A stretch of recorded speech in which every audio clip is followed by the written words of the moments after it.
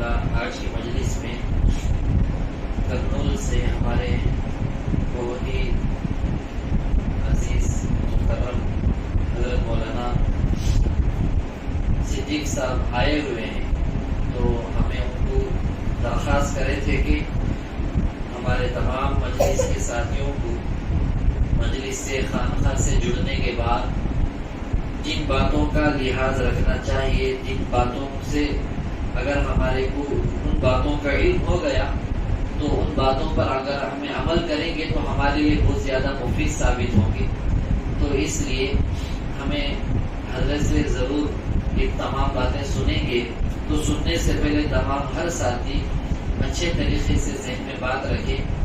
علماء کی طرف سے، علماء حق کی طرف سے، سچے لوگوں کی طرف سے جو بھی بات آتی ہے اسے آمنا و سلمنا کہہ کر ہمیں اسے ماننا بھی ہے، عمل بھی کرنا ہے. اگر ماننا نہیں ہے، عمل کرنا نہیں ہے، تو کم از کم محبت کی ایک تھوڑی سی بھی ایک جھلک ہمیں دلوں میں رکھ کر بیٹھیں گے. اللہ اس محبت کی برکت سے سب کی مغفرت کے بھی اللہ تعالیٰ فیصلے بھی کر سکتے ہیں، کیونکہ علماء سے محبت رکھنے کا حکم بھی ہے اور رکھنا بھی چاہیے. ذرا سوچیے اس بات پر کہ حدیث میں آتا ہے کہ اللہ کے نبی صلی اللہ علیہ وسلم نے فرمایا فضل العالم علی العابد کفضل القمر علی سائر الکواکب، کہ ایک عالم کی فضیلت ایسی ہی ہے جیسا کہ یہ جو آسمان پر جو ستارے ہیں، تارے ہیں، یہ تمام تاروں پر جیسا چاند کی فضیلت کفضل القمر علی سائر الکواکب، فضل العالم علی العابد، ایک اللہ والے پر ایک عالم کی فضیلت ایسی ہے جیسا کہ چاند کی فضیلت تمام ستاروں پر ہے. اب ایسے بابرکت محفلوں میں، خانقاہی نظام میں جب علماء آتے ہیں تو ہمیں ان کی دل سے قدر بھی کرنا چاہیے. ان سے ہمیں ضرور ہماری زندگی بھر کے یعنی بلکہ جنت میں جانے تک کے لیے جن چیزوں کی ضرورت ہمارے کو پڑتی ہے وہ تمام چیزوں میں ہمیں بڑھ چڑھ کر وہ فائدے مند چیزوں کو حاصل کرنے کی فکر میں لگے رہنا ہے. تو اسی کے تحت ہمیں حضرت مولانا صدیق صاحب سے درخواست کرتے ہیں کہ وہ آئے، آ کر ہم سب کے لیے جو ضروری مفید جو باتیں ہیں، نصیحتیں ہیں، وہ ضرور ہمارے سامنے پیش کرے. انشاءاللہ ہر ساتھی عمل کرنے کی نیت سے بیٹھے ہوئے ہیں.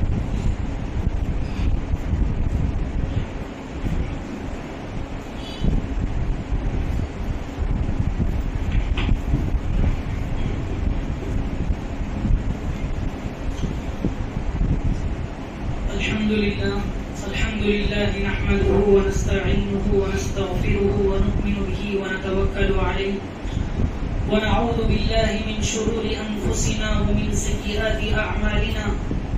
من يهده الله فلا مضل له ومن يضلله فلا هادي له، ونشهد أن لا إله إلا الله وحده لا شريك له، ونشهد أن سيدنا ونبينا ومولانا محمدا عبده ورسوله. أما بعد، فأعوذ بالله من الشيطان الرجيم. بسم الله الرحمن الرحيم.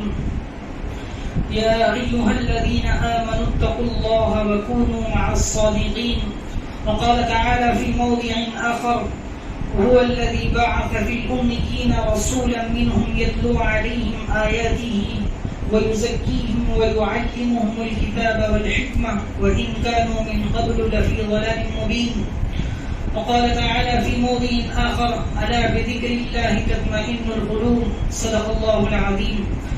عن النعمان بن بشير رضي الله تعالى عنه قال سمعت رسول الله صلى الله عليه وسلم يقول ألا وإن في الجسد مضغة وإذا صلحت صلح الجسد كله وإذا فسدت فسد الجسد كله ألا وهي القلب. اللهم صل على محمد وعلى آل محمد وبارك وسلم. محترم بھائیو، بزرگو، دوستو، اللہ تبارک و تعالی اپنے کلام مجید میں فرماتا ہے اے ایمان والو، یا ایھا الذین آمنوا اتقوا اللہ، اے ایمان والو تم تقوی اختیار کرو اور سچوں کے ساتھ رہو. تو ایمان والوں سے اللہ تعالیٰ مخاطب ہو کر کہتا ہے کہ اپنے اندر تقوی کو پیدا کرو. تقوی کس چیز کا نام ہے؟ تقوی مانا اللہ رب العزت کا ڈر ہمارے اندر ہو جائے.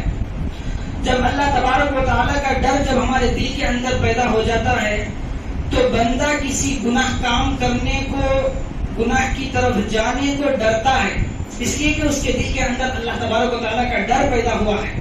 اس لیے سب سے پہلے اللہ تبارک و تعالیٰ فرماتا ہے کہ پہلے اپنے اندر ڈر کو پیدا کرو. وَكُونُوا مَعَ الصَّادِقِينَ، اور تم سچوں کے ساتھ رہو.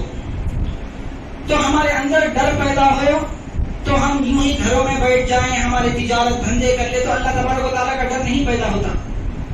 اللہ تبارک و تعالیٰ کا ڈر پیدا ہونے کے لیے بھی ایک راستہ ہے.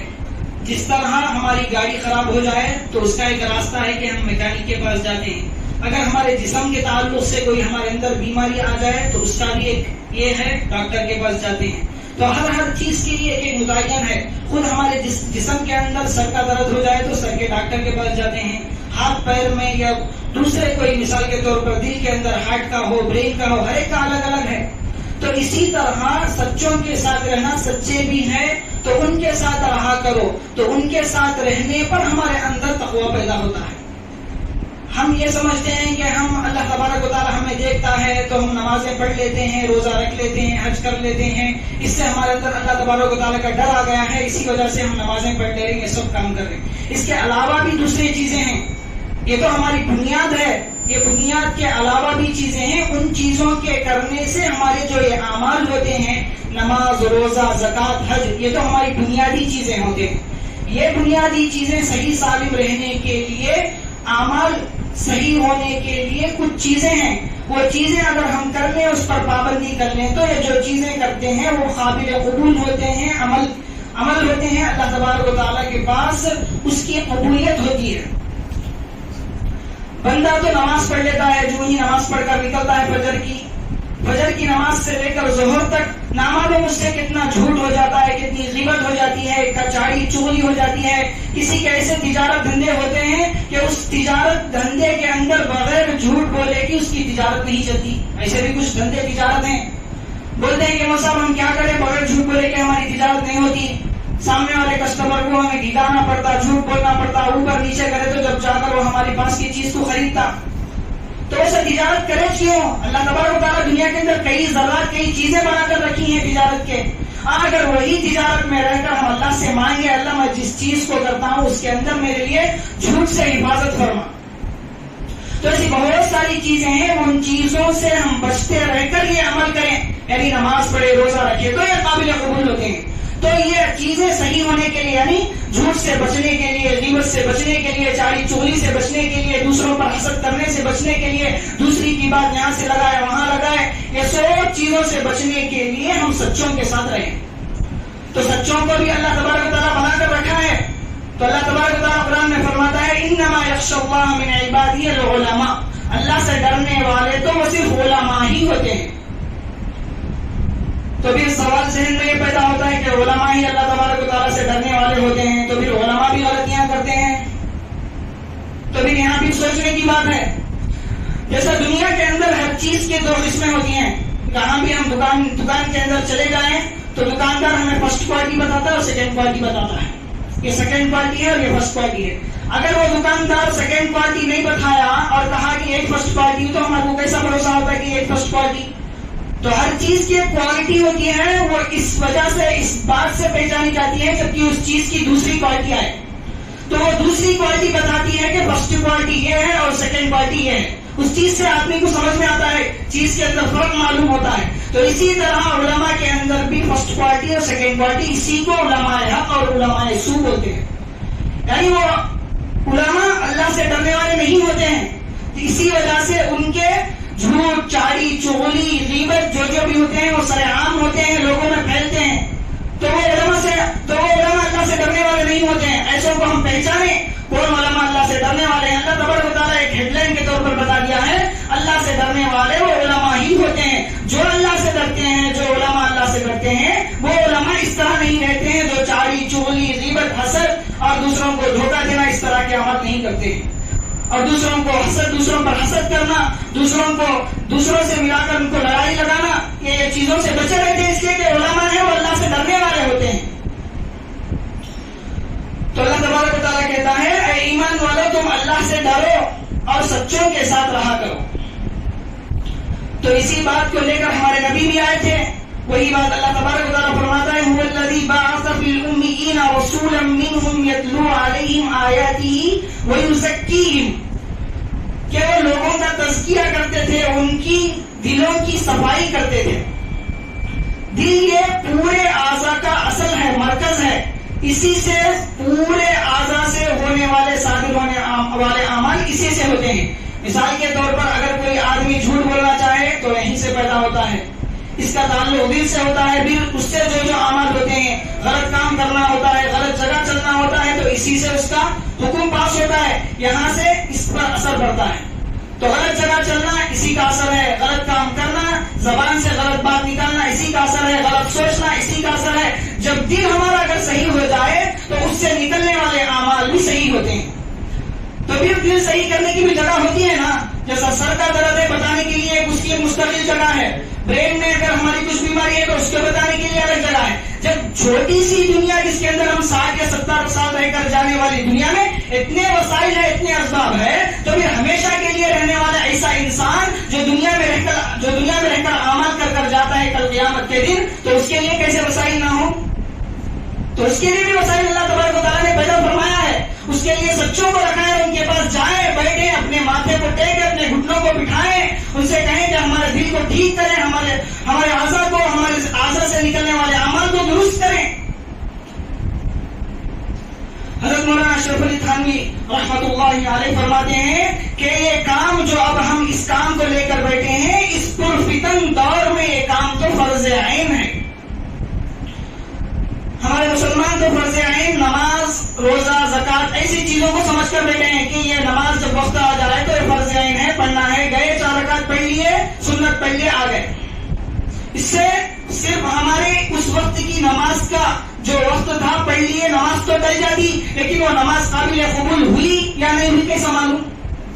اس کو بھی ہم ہی فیصلہ کر سکتے ہیں کہ یہ نماز ہماری قابل قبول ہوئی یا نہ ہوئی۔ اس کے لیے وسائل ہیں کہ نماز کو قبول کرا لینے کے لیے اللہ تبارک و تعالیٰ کے دربار میں اس کو حاضر کرا کر اس کے اعمال لینے کے لیے، اس پر ثواب لینے کے لیے یہ چیزیں ہیں۔ جائیں اللہ والوں کے پاس بیٹھیں۔ تو حضرت مولانا اشرف علی تھانوی صاحب رحمۃ اللہ علیہ فرماتے ہیں کہ اس پرفتن دور میں یہ کام، یعنی اللہ والوں کے پاس جا کر اپنے اعضاء کو، اپنے اعمال کو، اپنے سے صادر ہونے والے اعمال کو درست کرائیں، تو اس پرفتن دور میں اس کام کو لے کر بیٹھنے والا بھی کامیابی کی طرف ہوگا۔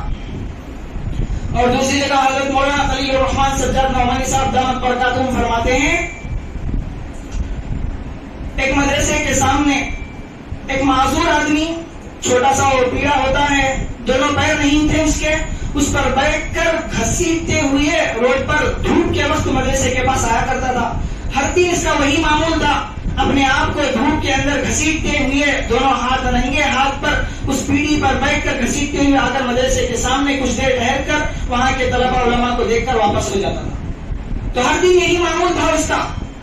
تو وہاں کے بچے جو علماء تھے، جو پڑھنے والے تھے، وہ دیکھ کر اپنے اساتذہ، اپنے پڑھانے والوں کو پوچھے کہ فلاں آدمی ہر دن آ کر یہاں کھڑے ہو کر کچھ دیکھ کر جاتا ہے، نامعلوم اس کا کیا سوچ کر رکھا ہے، اس کا کیا پلان ہے، نہیں معلوم۔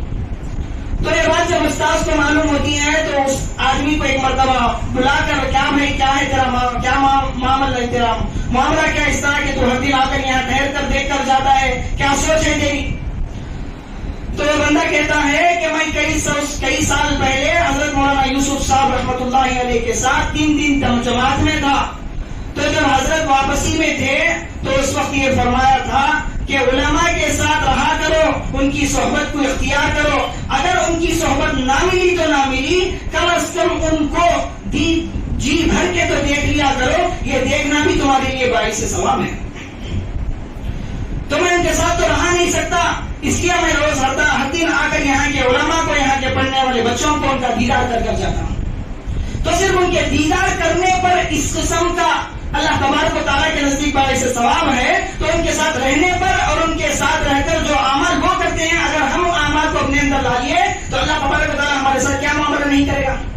ہماری دنیا بھی بن جائے گی اور آخرت تو بننا ہی ہے. جب دنیا بن گئی تو دنیا کو بنانے میں, دنیا میں رہ کر ہم دنیا کو بنانے آئے ہیں, یعنی یہ امتحان کا حال ہے, امتحان کی جگہ ہے. اللہ کے نبی صلی اللہ علیہ وسلم فرماتے ہیں الدنیا مزرعۃ الآخرہ, یہ دنیا کھیتی کی جگہ ہے.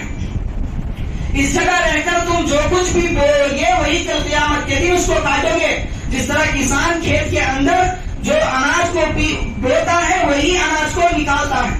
تو ہم یہاں رہ کر اگر سچ کو بوئیں گے, دھوکے سے بچے رہیں گے, سچ اعمال کریں گے, جھوٹ بولنے سے بچیں گے, اور اللہ تبارک و تعالیٰ کے جو احکام ہے, یعنی اللہ تبارک و تعالیٰ فرماتا ہے کہ تم ایمان لا کر اللہ سے ڈرو اور سچوں کے ساتھ رہا کرو, تو ان سے رہنے کے بعد ہم سے جو اعمال صادر ہوتے ہیں وہ قابل قبول ہوتے ہیں. تو آج ہم دنیا میں رہ کر جو عمل کرتے ہیں وہی اعمال ہمیں کل قیامت کے دن اچھے بدلے کے طور پر ملیں گے. دوسری جگہ حضرت مولانا رومی رحمۃ اللہ علیہ فرماتے ہیں, تو ایک دنیا کی چھوٹی سی مثال دے کر فرماتے ہیں, لیکن وہ ہمارے لیے بہت عبرت کی چیز ہے, حاصل کرنے کا سبق ہے. فرماتے ہیں کہ اللہ تبارک و تعالیٰ سے ایک دنیا کا ایک درخت کا کانٹا کہتا ہے, پوچھتا ہے کہ اے اللہ, تو نے, میں نے سنا ہے صلحاء سے, علماء سے, تیرے چاہنے والوں سے, وہ کہتے ہیں کہ تو ستار العیوب ہے, یعنی عیبوں کو چھپانے والا ہے, عیبوں کو ظاہر نہیں کرنے والا ہے. تو پھر میں دیکھتا ہوں کہ میرا کانٹا ہونا ایک عیب کی علامت ہے, تو پھر مجھے کیا کر رہا ہے, تو میری عیب کو کہاں چھپا رہا ہے. تو اس کی اس زبان حال کی دعا پر اللہ تبارک و تعالیٰ نے فرمایا کہ اسی کانٹوں کے درخت پر پھول کی پھنگڑیوں کو کھول دو. اب دیکھتے ہیں کہ کانٹے دار پھول ہوتا ہے لیکن اس پر پھول لگا ہوا ہوتا ہے, اسی پھول کے دامن میں کانٹا رہتا ہے. معلوم تو یہ ہوتا ہے کہ یہاں پھول ہے لیکن اس کی دامن میں کانٹا رہا. تو اس کے عیب کو, صرف ایک درخت کے کانٹے کے عیب کو اللہ تبارک و تعالیٰ چھپاتا ہے. تو پھر اللہ تبارک و تعالیٰ کے سامنے دوسروں کے عیبوں کو ہم چھپا کر رکھیں گے تو کل کی قیامت کے دن کیا اللہ ہمارے عیب کو نہیں چھپائے گا؟ کوئی وہ بندہ مل گیا, اس کے عیب کو اسے بول دے, اس کے عیب کو اس کو بول دیے, تو پھر دن بھر ہمارے نماز پڑھنے کا اجر کا رہا, ثواب کا رہا. تو ہر دن تو نماز پڑھ لیتے ہیں لیکن کسی کی برائی کرتے ہیں, کسی کی عیب چوری کرتے ہیں, کسی کو دھوکہ دینے کی کوشش کرتے ہیں, جھوٹ بولتے ہیں. تو ان سارے عمل کرنے کی وجہ سے جو نماز پڑھے ہوتے ہیں وہی اسی دن غلط ہو جاتے ہیں. تو جو پوری زندگی رہ کر نمازیں پڑھ کر رہی ہے, امید سے جاتا ہے کہ میں نے پوری زندگی نمازیں پڑھ لی ہے, حج کا وقت آیا تو حج بھی کر لیا ہے, روزہ بھی رکھ لیا ہے, اب مجھے جنت میں جانا پکا ہے اور جنت الفردوس مجھے مل جائے. کل قیامت کے میدان میں جا کر کھڑا ہوگا تو اس کے نامہ عمل میں زیرو ہوگا, یعنی کچھ اس کے نیکیاں ہی نہیں ہوگی. بولے گا اللہ میں 5 وقت کی نماز پڑھ رہا تھا, حج کرا, روزے رکھا, سب کچھ میرے عمل کر کے آیا, ابھی میرے نیکیاں کہاں گئے؟ تو بتاتے ہیں تو فلاں کی غیبت کیا. حقوق العباد ایک ایسی چیز ہے کہ اللہ تبارک و تعالیٰ حقوق اللہ کو تو بھی معاف کرتا ہے, لیکن حقوق العباد کو جس بندے کی ہم نے عیب کی ہے, جس بندے کو ہم نے دھوکہ دینے کی کوشش کی ہے, جھوٹ بولی ہے, جا کر اسی بندے سے ہم معافی مانگ لیں. ہے ہمارے اندر اتنی طاقت؟ کھڑے کھڑے وہاں اس کی عیب جوئی کر دیے, اس کی تہمت, اس پر تہمت لگا دیے, اس کے بارے میں جھوٹ بول دیے, وہ ایک کر رہا تو دوسرا بول دیے. یہاں تو ہمارے لیے دل کی تسلی ہوگی, لیکن کل قیامت کے دن اللہ تبارک و تعالیٰ اس کو ضرور پکڑے گا. یہ حقوق العباد کے اندر آئے گا. اللہ اپنے احکام پر اپنے کیے ہوئے نہ کیے ہوئے غلطیوں کو تو معاف کرتا ہے, لیکن حقوق العباد پر کرنے پر اسی بندے سے اس کی معافی ہوگی جس بندے کی اس نے برائی کی ہے. سرے عام علماء کی ان کے سلسلے میں غیبت کرنا شروع کر دیتے ہیں, ان کے سلسلے میں حسد کرنا شروع کر دیتے ہیں, ان کے سلسلے میں جھوٹی گفتگو چلاتے ہیں بازار میں. ملنے والا تو کچھ نہیں, لیکن ان کے گناہ نکل کر تمہاری نیکیاں ان کے گناہ ان کے پاس چلے جاتے ہیں اور ان کے گناہ تمہارے پاس آ جاتے ہیں. بیکار میں خود چپکے سے اپنے آپ کو گناہ کما لیا, کچھ اس سے فائدہ اٹھایا نہیں. بہت سے ایسے گناہ ہیں جس کے اندر کچھ لطف ہی نہیں, کچھ مزہ ہی نہیں, بیکار سے ہمارے مسلمان اس کے اندر گناہ کما لیتے ہیں. ان میں سے ایک ہے کسی پر کسی کی غیبت کر دینا, کسی کی تہمت, کسی پر تہمت لگا دینا, کسی کے بارے میں جھوٹ بولتے ہوئے پھرنا کہ فلاں مولانا ایسے ہیں, فلاں مولوی صاحب ایسے ہیں, فلاں آدمی ایسا ہے. اس سے کچھ ملنے والا تو نہیں, اس سے ہمیں کچھ بازار سے یا کسی کے پاس سے پیسے تو بھی آنے والے نہیں. چلو ہم اگر کسی کی غیبت کر دیں تو ہمیں اس کا اتنا کمیشن آ جائے گا, ایسا بھی نہیں ہے. بیکار میں مفت میں اپنے اوپر گناہ کمانے کا ایک آسان ذریعہ ہے. تو ایسا زندگی بھر اس طرح غیبت کرتے ہوئے پھرے تو ہمارے بھی نیکیاں کہاں باقی رہیں گی؟ پورے ہمارے نامہ عمل میں صرف گناہ ہی گناہ رہیں گے. تو کھول کر بتائیں گے تمہارے فلاں فلاں گناہ، فلاں فلاں آدمی کی غیبت کرنے پر، فلاں فلاں کی فلاں فلاں پر تہمت لگانے پر یہ پورے گناہ ہیں. تو ہماری کیا حالت ہوگی اس وقت؟ جبکہ اس وقت میں بڑے بڑے پیغمبر بھی نفسی یا نفسی کہتے ہوں گے، ان کی حالت کی بے حالت ہو گئی ہوگی. تو ہم تو معمولی سی بندے ہیں. پیغمبر کی خود یہ حالت ہوگی تو ہماری سفارش کرنے والا کون ہوگا؟ ہمیں جنت میں لے جانے والا کون ہوگا؟ صرف اور صرف ہمیں جنت میں لے جانے والے وہی ہوں گے جو آج دنیا میں رہ کر ہم ان کے ساتھ رہ کر جو سچے ہیں، جو اللہ کا ڈر رکھنے والے ہیں، ان کی صحبت میں رہ کر اپنے کو بھی ویسا ہی بنائیں جیسا وہ ہیں. تو بات چل رہی تھی، کانٹا عیب کر پوچھنے لگا کہ میرے اندر عیب ہے، تو پھر اللہ تبارک و تعالیٰ اس کی عیب کو دور کرنے کے لیے اس پر پھول کی پھنگڑی کھول دیتا ہے. صرف کانٹے کی اللہ تبارک و تعالیٰ بات سن کر اس پر پھول کھولتا ہے. تو پھر دنیا ہی کو ہمارے لیے پیدا کیا، تو پھر اللہ ہماری نہیں سنے گا کیا؟ دنیا پیدا کیا ہی ہمارے لیے ہے. وما خلقت الجن والانس الا ليعبدون، میں نے جن اور انسان کو اپنی عبادت کے لیے پیدا کیا. تو ہمارے کو پیدا کرنے کا مقصد ہی یہ تھا کہ اس کی عبادت کریں.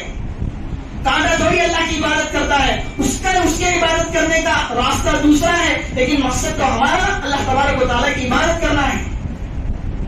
تو پھر ہماری اللہ تبارک و تعالیٰ کیوں نہیں سنے گا؟ جب کانٹے کو ہی اس کی زبان سن کر اس پر پھول کی پھنگڑی کھول سکتا ہے، تو پھر ہم ایسے ہی اللہ والوں کی صحبت میں رہ کر اپنے کو بنائیں گے تو ہماری کچھ نہیں کر سکتا اللہ تبارک و تعالیٰ. ہماری تو دنیا و آخرت سنوار دے گا. تو دوسری جگہ اللہ تعالیٰ فرماتا ہے کہ اللہ کے نبی صلی اللہ علیہ وسلم کو جب رسول بنا کر بھیجا ہے تو اللہ کے نبی صلی اللہ علیہ وسلم 3 کام کیے. ایک تو اللہ تبارک و تعالیٰ کی طرف سے نازل ہوئے احکام کو یعنی قرآن کو پڑھ کر سناتے تھے اور تبلیغ کرتے تھے یعنی پہنچاتے تھے دوسروں تک، اور تزکیہ کرتے تھے، دلوں کو صاف کرتے تھے. جو کام ہم لے کر بیٹھے ہیں وہ ہم اپنے سے شروع نہیں کیے ہیں، اللہ کے نبی کا عمل ہی ہم کر رہے ہیں. جب اللہ کے نبی کا عمل ہم کر رہے ہیں تو اس کے اندر کتنی برکتیں نہیں ہوں گی؟ برکتیں کیا، ہماری تو دنیا اور آخرت دونوں سنور جاتی. تو دوسری جگہ اللہ تعالیٰ فرماتا ہے الا بذکر اللہ تطمئن القلوب، یعنی اللہ کے ذکر سے ہی دلوں کو اطمینان حاصل ہوتا ہے. اب تو پوری دنیا اطمینان کے پالے پڑی ہے. سننے میں آتا ہے کہ فلاں کے پاس اربوں خربوں روپیے ہیں لیکن اطمینان حاصل نہیں. اس کو جا کر مجھے کیا بھائی تو مست عیش و آرام میں ہے، بڑی بڑی گاڑیوں میں پھرتا ہے، تیرا تو مست حال ہے، دنیا ہی میں تیرے کو اللہ تعالیٰ نے جنت دے دی. تو وہ کہتا ہے کہ کیا کروں، دل کا سکون نہیں.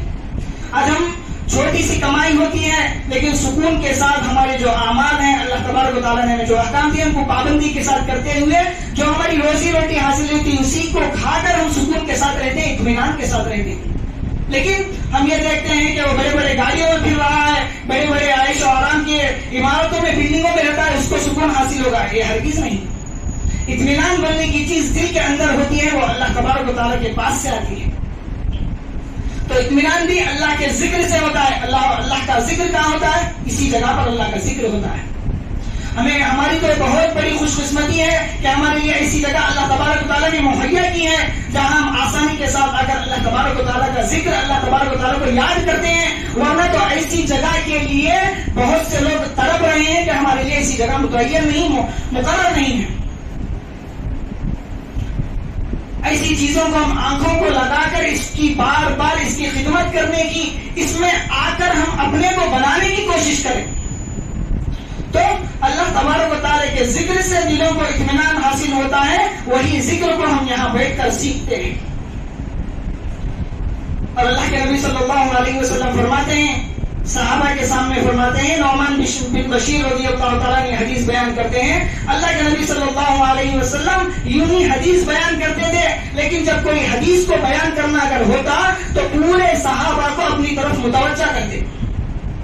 اگر کوئی اہم بات ہوتی، ضروری بات ہوتی تو کہتے کہ سن رہے ہو کیا؟ تو پھر پورے صحابہ جب اللہ کے نبی صلی اللہ علیہ وسلم کے سامنے لبیک یعنی ہم حاضر ہیں، ہم سن رہے ہیں، تو اس کے آگے اللہ کے نبی صلی اللہ علیہ وسلم فرماتے تھے.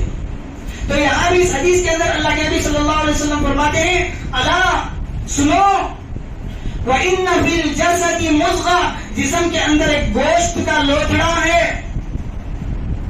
مضغہ یعنی گوشت کا لوتھڑا ہے. وَإِذَا صَلُحَتْ صَلُحَ الْجَسَدُ كُلُّهُ، اگر وہ درست رہے، اگر وہ اچھا رہے تو اس کی بدولت پورا جسم اچھا رہے گا.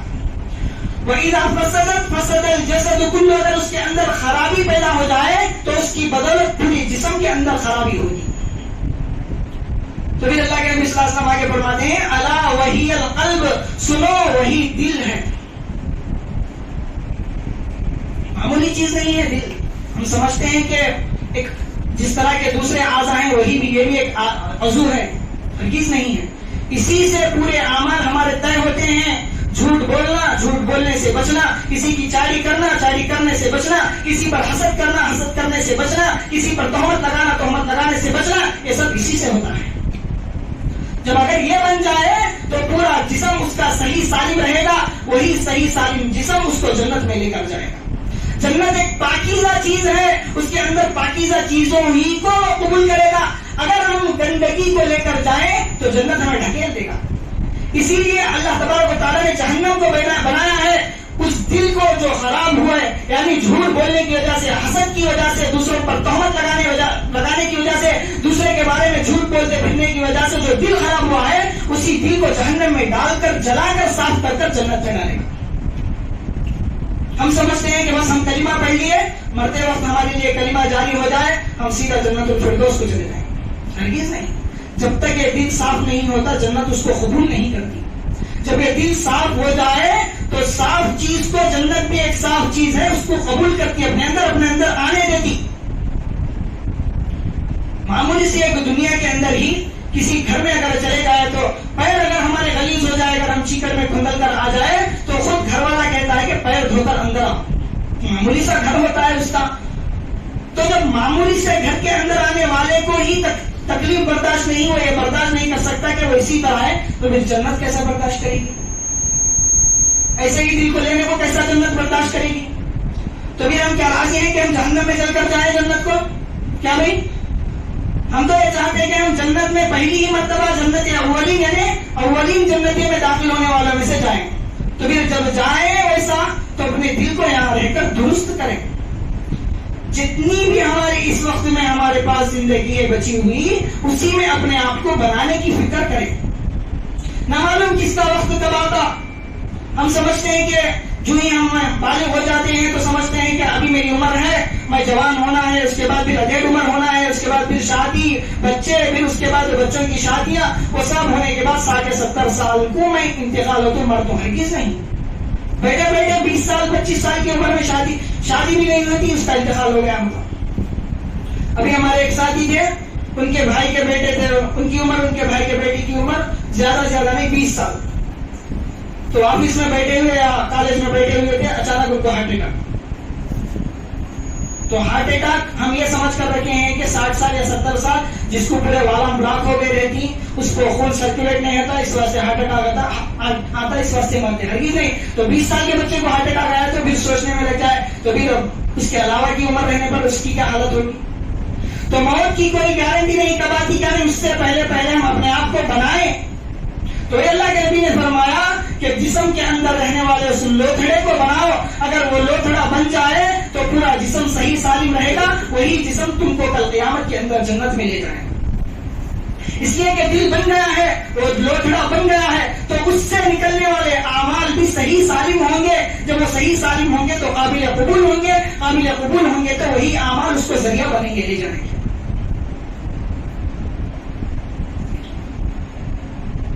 تو جب اللہ والوں کی خدمت میں ہم آ جائیں تو اپنے کو کچھ نہ سمجھیں. ہماری حیثیت تو کچھ نہیں. ہم اس وقت بنتے ہیں جب ہم اپنے آپ کو تراشا جائیں.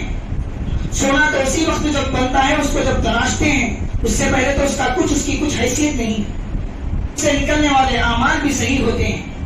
اس کے لیے ہماری سب سے پہلی پرانی اور سب سے ایک بات یہ ہے جس کو ہم کئی مرتبہ سنتے ہیں، جیسا شیطان ہے، اس کا بھی وہی نہیں بنا تھا جس وجہ سے وہ آسمان سے دھنکار دیا گیا.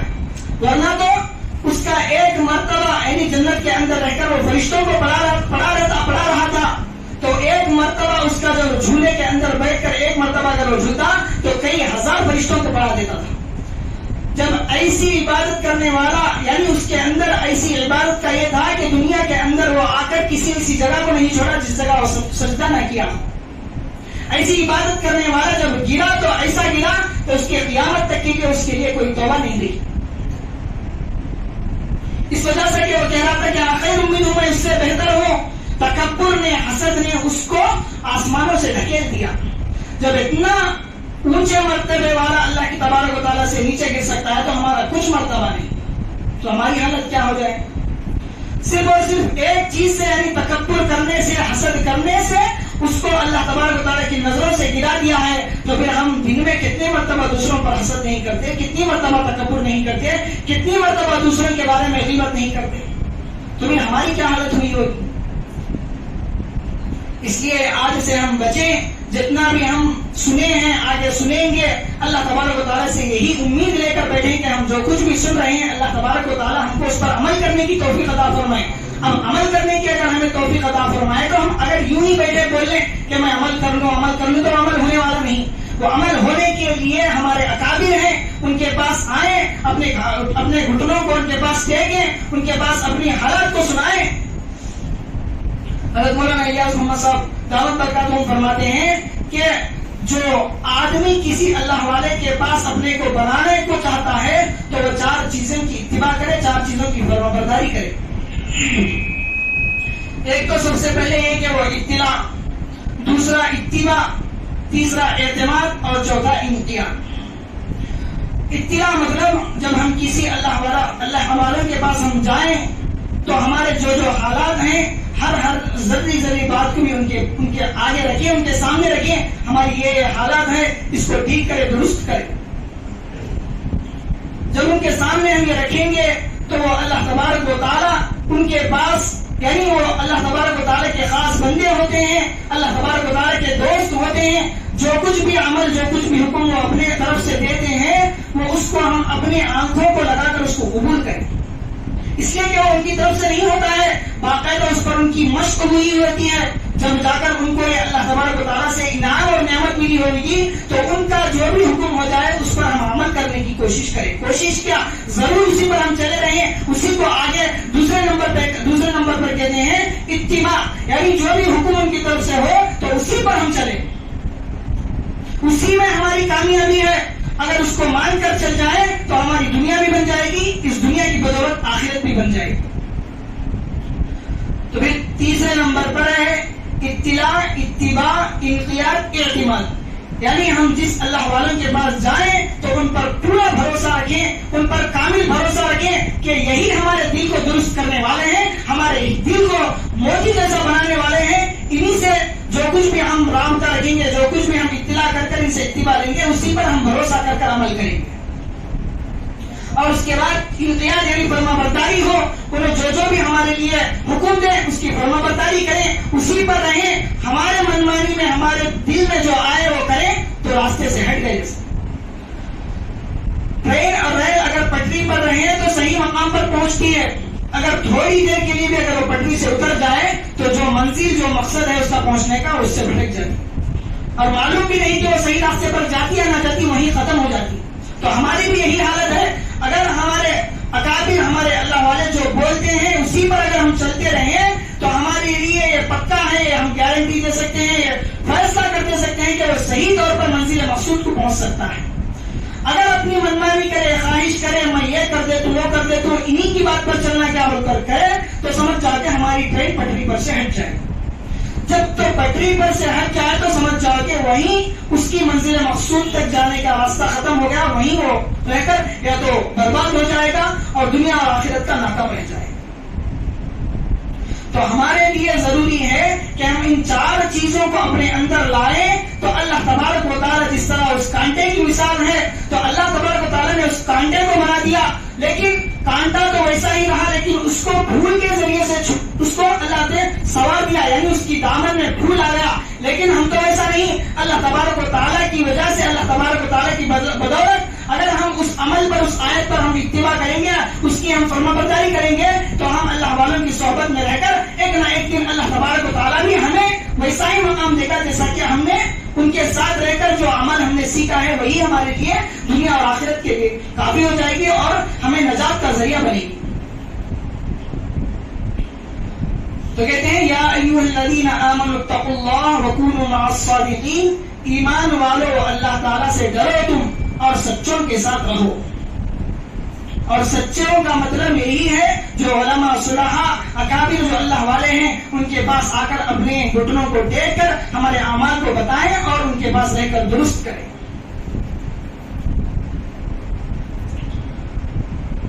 تو دوسری جگہ حضرت مولانا انور شاہ کشمیری رحمۃ اللہ علیہ فرماتے ہیں اکابر کے ساتھ، علماء کے ساتھ، صلحاء کے ساتھ رہا کرو، اس لیے کہ ان کے جوتیوں کے نیچے رہنے والی دھول کے اندر ایک چھوٹا سا کنکر، ایک ذرہ ہوتا ہے. وہ ذرہ بھی دنیا کی بڑی بڑی حکومتوں کے جو سردار بادشاہ ہوتے ہیں ان کے سر پر رہنے والے تاج کی موتیوں پر، یعنی تاج میں جو موتیاں ہیں اس سے بھی بڑھ کر ہیں. جب اگر ہم ان کے پاس رہ کر اپنے کو بنائیں گے تو پوری دنیا ہمارے قدموں میں پڑے گی. آج ہم مارے دنیا کے لیے پھر رہے ہیں، صبح ہوتے ہی نکل جاتے ہیں کام دھندے کے لیے، اس کے پیچھے پھرتے ہیں. اگر ہمارے اعمال صحیح ہو جائیں، ہم صحیح راستے پر چلیں، کسی کی جھوٹ کسی پر جھوٹ نہ لگائیں، غیبت نہ کریں، اپنے دل کو بنائیں، جب ہمارے اعمال صحیح ہو جائیں تو اللہ تبارک و تعالی ہمارے لیے روزی اور معاشی کے حالت کو کھولتے چلے جائیں گے. خود روزی اور معاشی ہمارے پاس آئے گی، ہم اس کے پاس جانے کی ضرورت نہیں. دعا کرتے ہیں کہ اللہ تبارک و تعالی ہمارے لیے روزی یہی متعین فرما، ورنہ دیکھتے ہیں کہ ہمارے محلے میں رہنے والے جو کام سیکھے ہوئے ہوتے ہیں وہ کام نہیں رہنے کی وجہ سے اپنے گاؤں کو، اپنے گھروں کو چھوڑ کر دوسری جگہ جا کر کام کر کر آتے ہیں. یا تو دوسری جگہ جا کر کام کر کر آتے ہیں، یا گھر بار بیوی بچے رشتے دار سب کو چھوڑ کر وہاں جا کر رہ کر مہینہ 2 مہینے، اگر ہو سکے تو سال. یہ بات تو ہم سنتے ہیں، کوئی سعودی میں ہے، کوئی کویت میں ہے، کوئی قطر میں ہے. اسی وجہ سے کہ روزی کے مارے دوسرے دیشوں کو، دوسرے محلوں کو، دوسرے گلیوں کو جانا پڑتا ہے. اسی کی وجہ سے اگر ہم صحیح معنی میں ہم عمل کر لیں گے، اپنے دل کو بنائیں گے، ہمارے عمل صحیح ہو جائے تو روزی اور معاشی خود ہمارے پاس آئے. تو یہی فرما رہے ہیں کہ اللہ والوں کے پاس رہ کر، ان کی صحبت اختیار کر کر ان کے ساتھ چمٹے رہو، اللہ تبارک و تعالیٰ ان کی بدولت تمہیں بھی سنوار دے گا. تو اللہ والوں کے پاس رہنے کا مطلب ایسا نہیں کہ صبح آئے شام چلے جائے یا 1 گھنٹے کے لیے آئے چلے جائے. ایسا رہنا ہے کہ ان کے ساتھ ایک دم چمٹے رہنا ہے. اس کی مثال دیتے ہیں حضرت مولانا الیاس صاحب محمد صاحب دعوت برکاتہم.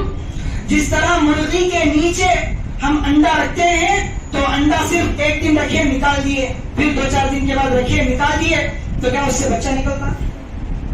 چوزا نکلنا ہو تو مرغی کے نیچے انڈا رکھتے ہیں ہم 1 گھنٹے کے لیے، 1 دن رکھے نکال دیے، پھر 2 دن کے بعد رکھے پھر نکال دیے، تو کیا پھر اس سے چوزا بچہ نکلنے کی امید ہے؟ یہ امید ہرگز نہیں کرنا. یا تو وہ انڈا خراب ہو جاتا اور اس سے بدبو آنا ہو جاتی، نہ وہ کھانے کے لائق رہا نہ چوزے کے لائق رہا. تو 2 کے 2 ہم اگر بننا ہے، یعنی وہ انڈے کو بھی ہم کام میں لانا ہے، اس سے نکلنے والے چوزا اس سے آگے اور بڑھ سکتی ہے، تو 2 کے 2 کام میں لانا ہو تو اس کے لیے مستقل 21 دن تک اس کے نیچے رکھنا ہے. یعنی مرغی کے نیچے وہ انڈا 21 دن تک رہے تو وہ گرمی کی وجہ سے اس کے اندر سے خود بخود وہ چوزا نکلتا ہے. تو معمولی سی ایک چھوٹی مخلوق مرغی کے نیچے انڈا 21 دن رکھنا، اس کی بھی ایک مدت ہے. 21 دن رکھے تو وہ سمر کر اس کے اندر سے چوزا نکلتا ہے، وہ کام کا ہوتا ہے، اس سے آگے ہمارے لیے فائدہ ہوتا ہے. تو پھر ہماری تو انسانیت ہے، ہمیں اپنے دل کو بنانا ہے. تو پھر کیا ہم 1 دن 1 گھنٹہ تھوڑی دیر کے لیے آ جاتے پھر ہمارا دل بن جاتا ہے؟ ہرگز نہیں. اپنے کو لگا دے، کھپا دے، بچھا دے کہ جو کچھ بھی ہو آپ کہیں ہماری یہ اللہ تبارک و تعالی ہمارے کو آپ کے ذریعے سے، آپ کی بدولت ہماری دنیا آخرت کو سنوار دے، ایسا ہم کو کر کے کچھ رکھ دے، ان کے پیچھے پڑ جائے.